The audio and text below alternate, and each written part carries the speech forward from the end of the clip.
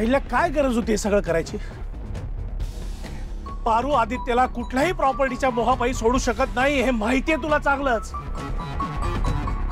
आईल्या, तिने हे सगळं तुझ्या सांगण्यावरून, तुझा शब्द पाळण्यासाठी केलं. मला सांग, काय मिळवलंस तू हे सगळं करून? हा? अरे पारू निघून गेल्यानंतर तरी आदित्यला स्वीकारायचं होतंस ना, पण नाही स्वीकारलंस तू. आदित्यशिवाय तू जगू शकत नाहीस, माहितीये मला. तू परत आला होता तेव्हा तरी थांबवायचंस ना त्याला. मला सांग, आता कुठं जाणार आहे तू? हा? आता तर पारू सुद्धा नाहीये त्याच्यासोबत. आदित्य माझा मुलगा आहे, माझ्या हक्काचा. पारू कोण आहे त्याला मला देऊन टाकणारी? आणि पारूनी भिकेत दिलेला आदित्य नकोय मला. आणि हा, ती प्रॉपर्टीचे जे पेपर्स घेऊन गेलीये ना, त्याचं ती काहीही करणार नाहीये आणि नंतर त्यावर दावाही सांगणार नाहीये, हे मला माहितीये. ती प्रॉपर्टी कायमच किर्लोस्करांच्याच ताब्यात राहील, कारण पारूला प्रॉपर्टीमध्ये इंटरेस्ट नाहीच आहे.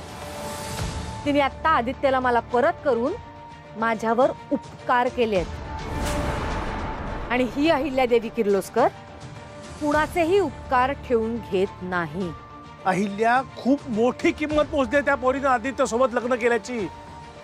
आणि आज तू त्या दोघांच्या मनात एकमेकांबद्दल आकस निर्माण केलायस. चुकतोयस तू श्रीकांत. उलट यानंतर त्यांच्या आयुष्यात कुठलंही जेव्हा संकट येईल तेव्हा एकत्र कसं लढायचं हे कळलंय त्यांना आता. अद्दल घडली म्हण. आणि यापुढे ते नक्कीच एकमेकांची साथ देतील आणि आयुष्यात येणाऱ्या कुठल्याही प्रसंगाने खचून न जाता एकत्र लढतील. आता खरं पती पत्नी म्हणून त्यांचं नातं सुरू होईल. अहिल्या, एवढी खात्री आहे तुला पारू बद्दल? म्हणजे तू त्या दोघांना माफ केलंस? आपण त्यांना बोलूया आपल्याकडे परत? नाही, दुर्दैवाने मी त्यांना कधीही माफ नाही करू शकत. कारण जेव्हा जेव्हा मी त्या मुलीकडे बघीन तेव्हा तेव्हा मला फक्त एवढंच आठवेल की तिने कशी फसवणूक केली माझी. मी त्या मुलीचं तोंडही नाही बघू शकत. पण हा, आता मला माझ्या मुलाची काळजी नाहीये. कारण पारू आदित्यवर जेवढं प्रेम करत होती ना, त्याच्या दुप्पट प्रेम करेल आता आणि त्याची काळजी घेईल. आता यापुढे आपल्याला आदित्यची काळजी करायची काहीच गरज नाहीये. आणि माझ्यासाठी हा विषय इथेच संपला.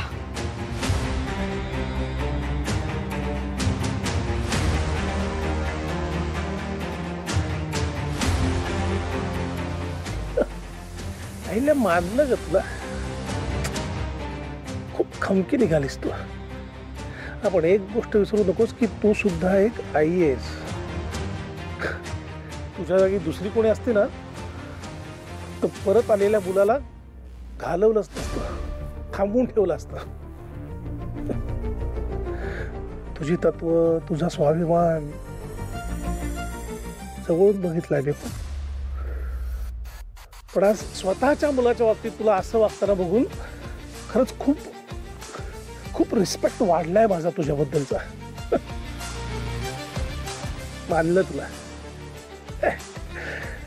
तोड नाही तुझ्या स्वाभिमानाला.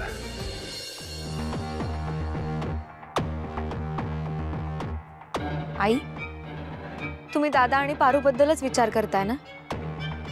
तुमचं त्या दोघांवरही एवढं प्रेम आहे, मग त्या दोघांना माफ करून या घरात परत का नाही घेत? रिया, कारण माझं मन तुझ्या इतकं मोठं नाहीये. मी त्या दोघांना नाही माफ करू शकत. त्या दोघांनीही विश्वासघात केलाय माझा आणि त्याच्यासाठी माझ्याकडे माफी नाहीये. खरं तर तू माझ्या भावाची मुलगी आहेस, माझी सून आहेस, पण तुझ्यापेक्षा जास्त मी कायमच पारूवर विश्वास ठेवला. तुला कदाचित हे खटकलंही असेल आणि त्यासाठी खरं तर मीच तुला सॉरी म्हणायला हवं. आई, पण मी कायमच पारूला झुकतं माप दिलं आणि त्याचाच तिने गैरफायदा घेतला.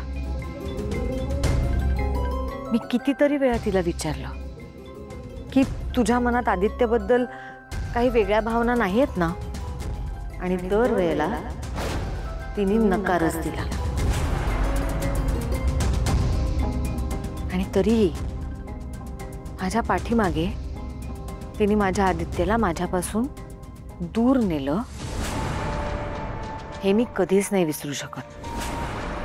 पारूनी खरं बोलायला हवं होतं आणि ते सुद्धा वेळेत. कारण मी बाकी काहीही सहन करू शकते, पण खोटेपणा मी सहन नाही करू शकत कधीच. आई, तुम्ही अजूनही पारूला ओळखण्यात चूक करताय, गैरसमज करून घेताय.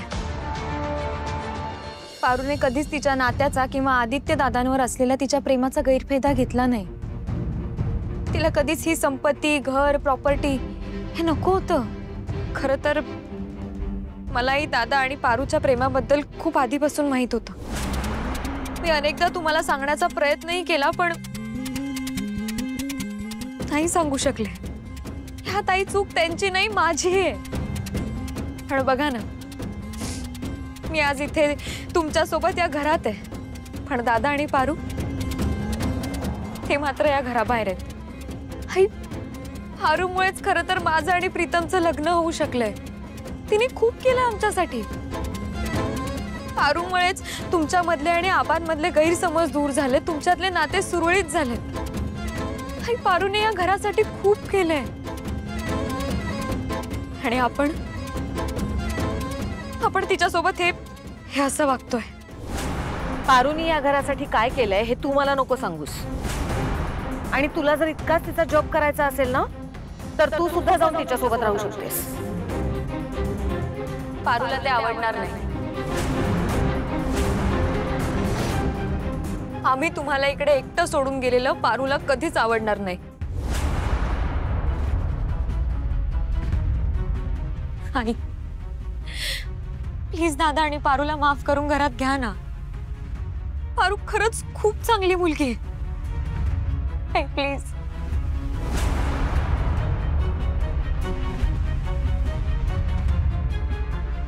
मला खात्री आहे आई, एक ना एक दिवस तुम्हाला नक्की पटेल की पारूच आदित्य दादांसाठी योग्य मुलगी. आणि त्या दिवशी तुम्ही पारूला मान सन्मानाने या घरात पुन्हा घेऊन याल.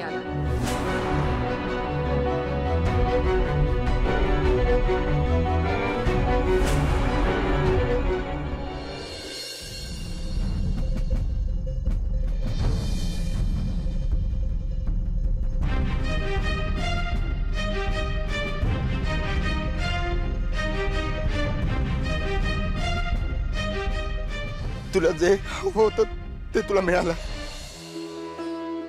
त्यामुळे आता प्लीज ते पेपर घ्या आणि खुश राहा. आणि हा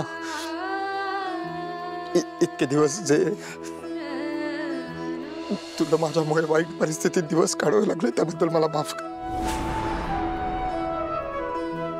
ताई, गाडी कुठे जाते? मला नाही माहिती कुठे जाते. तिकडे सारखं. अरे गण्या, इकडे बस ना, तिकडे कुठे जातो मित्रा? बस इकडे.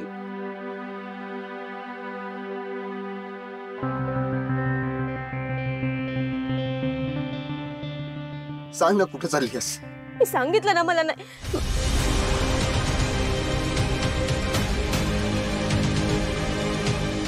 नंतर एक पोरगी आली, एकदम धीट. आणि ती व्यक्ती म्हणजे अहिल्या वेसकर.